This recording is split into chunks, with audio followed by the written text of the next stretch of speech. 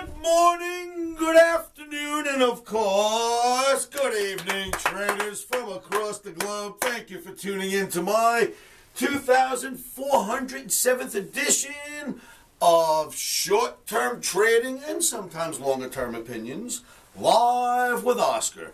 All right, traders, video coming at you on a Sunday night for trading, Sunday through Monday, May 2nd, 2022. You know there's a lot of risk involved in this game. Risky. Put your stops in first. I have been, forget about doing this for 41 years. I have been living this life every moment for 41 years. And I'm sorry to say, month of April, losing month for us Omniacs. Me, my Omniacs, the Omni. Well, the official totals aren't in.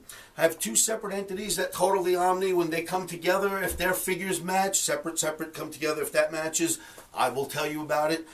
But I know looking at my account, I think we had a losing month in April. So, ouch, that's why I didn't shave. We had a losing month. Now, if you've been following me since I've been putting out trades since, 1984, and on the internet since 1994, and the Omni videos since 2006, if you've been following me throughout all of that, Omni doesn't post a lot of losing months, but sometimes we get hit.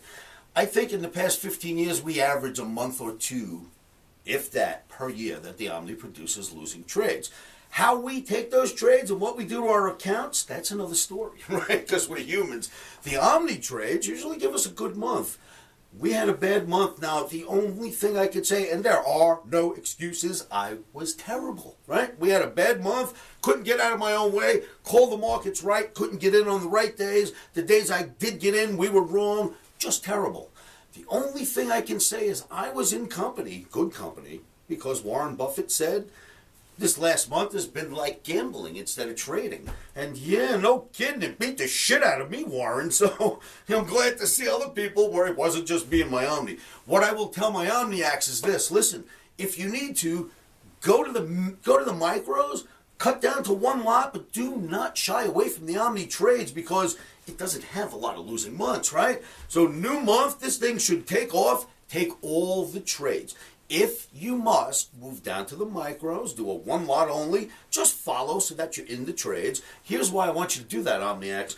If you shy away and go, you know what, I'm going to sit back and see when it gets better. Well, what if the first two trades are monster wins to the upside and the move started or the downside and you missed the first few? And then you finally get in and it's the first loss we've had in a week and you took that. You see what I'm saying? Just follow the Omni. This is customary. 41 years, we have losing months, right? These things will happen. I just want to apologize to all of you, but hey, I did the best I could. It cost me what it cost you guys, maybe more, because sometimes I get stupid and overtrade. But just wanted to apologize for my Omniacs and tell you, head down, nose to the grindstone, on to May. All right, so now we got that risk disclosure out of the way. Oh, I hope I don't get beat up again in May. If so, I'm cutting off a finger. All right, so for trading on May 2nd, 2022, I have an OmniCamp starting. This is a rare occasion. OmniCamp's actually a Monday. Well, it's going to start Monday and end Thursday.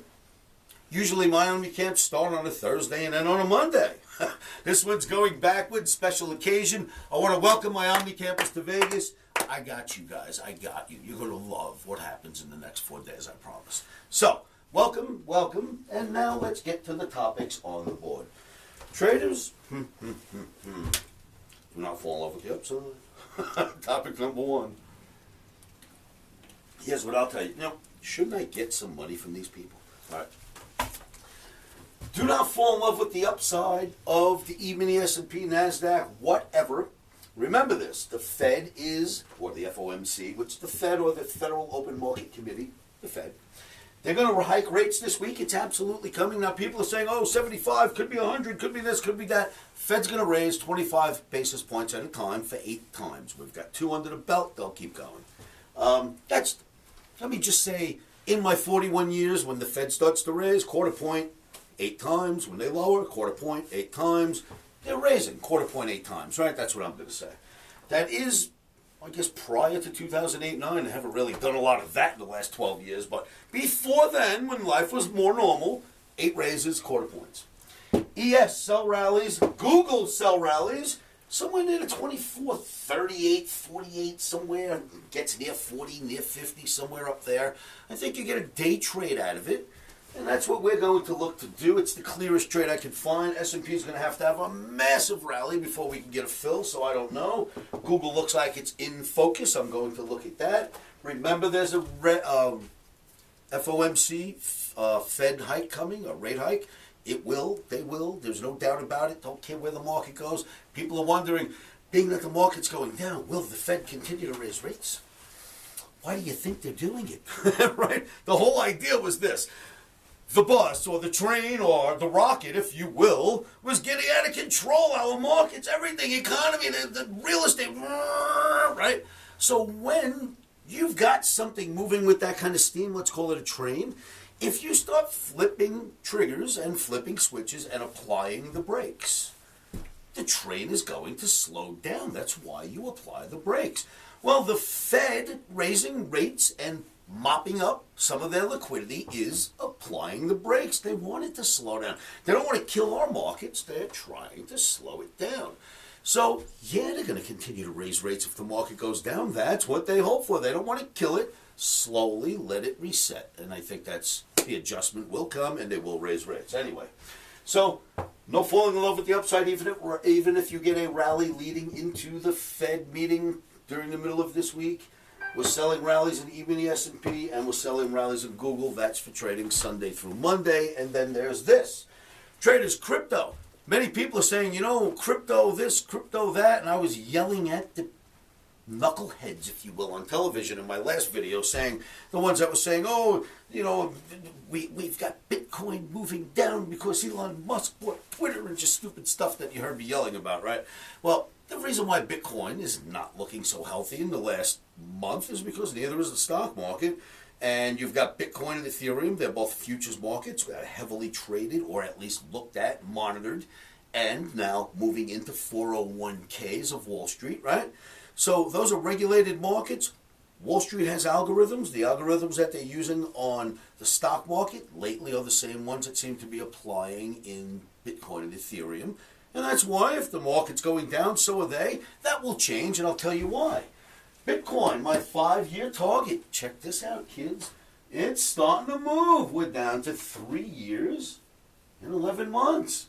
And I'm going to give that one a round of applause because I bought a lot of it. I can't wait for it to happen. So anyway, the last time I did this, if you guys remember, I studied Bitcoin. It got to 300. I thought, interesting. It got to $600. I thought, interesting, way back in the day. Got to 12,000. I went, oh, what on earth is this new thing? Started studying it, started analyzing it, and bought a bunch of it for myself and put a 5-year target on this board. Bitcoin was at 12,000, 14, somewhere around there. It was hovering around. Never was much higher. Then the futures market opened and it went to 21,000 and came all the way back down to 3,000 during my 5-year target. My 5-year target was for 45,000 in Bitcoin. It had never been past 21,000. It went right to 45,000. Oh, excuse me, 35,000 was my target. It went right to 35,000 on my 5th year anniversary date. I recalculated and came up with a new, by the way, I took all the profits on that trade. Thank you, Bitcoin. And then I came up with a new profit target and a new time target and, you know, bought more Bitcoin and said, all right, now we'll wait. It was a 5-year target. 85,000 will happen in Bitcoin.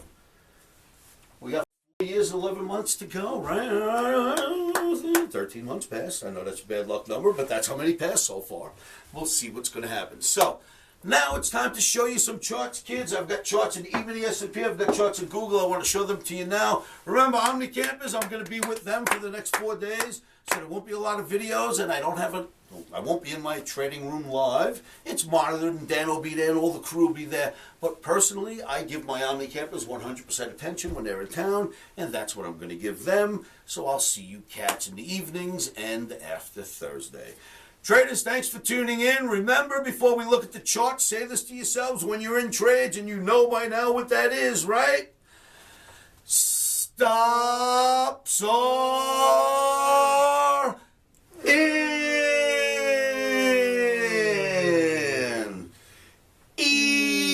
Emotion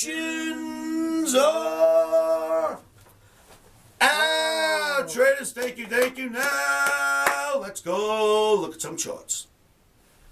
Traders, the E-mini S&P daily bar. Nice bounce off the average, nice bounce off the average, nice bounce off the average. And tried to get above, messed around with it for a while, and then instead of rallying up before the Fed meeting, it went down like crazy on Friday. And we are down here, way below this average now, way below the average. So, selling rallies, absolutely. And if you want to look, we're in a channel, right? And that channel projects lower for sure. So, you got to sell rallies, even if it rallies, meaning sell rallies, goes up, up, up, you sell it, and expect the downside. We will be selling rallies, and then you've got Google. Look at this. You had a pennant flag. Any way it wants to go out of the pennant flag is the way you follow it. Down it is now going through a major average, looking pretty ugly. If you ask me, it's starting to build some kind of a channel in this direction now, and down we go, right? So we're going to sell rallies in Google. We're looking for, I don't know, somewhere near the 23, 38, 48 area. You know what I'm saying? And it's a day trade only. We're not going to be hanging around. But if it stops and stalls up there, we'll get short and expect some downside movement. We'll play that by ear. We'll see how the market opens tomorrow morning. But I wanted to show you that. Keep it in mind. Do your own analysis. Traders, good luck trading out there. I'll see you all at livewithoscar.com.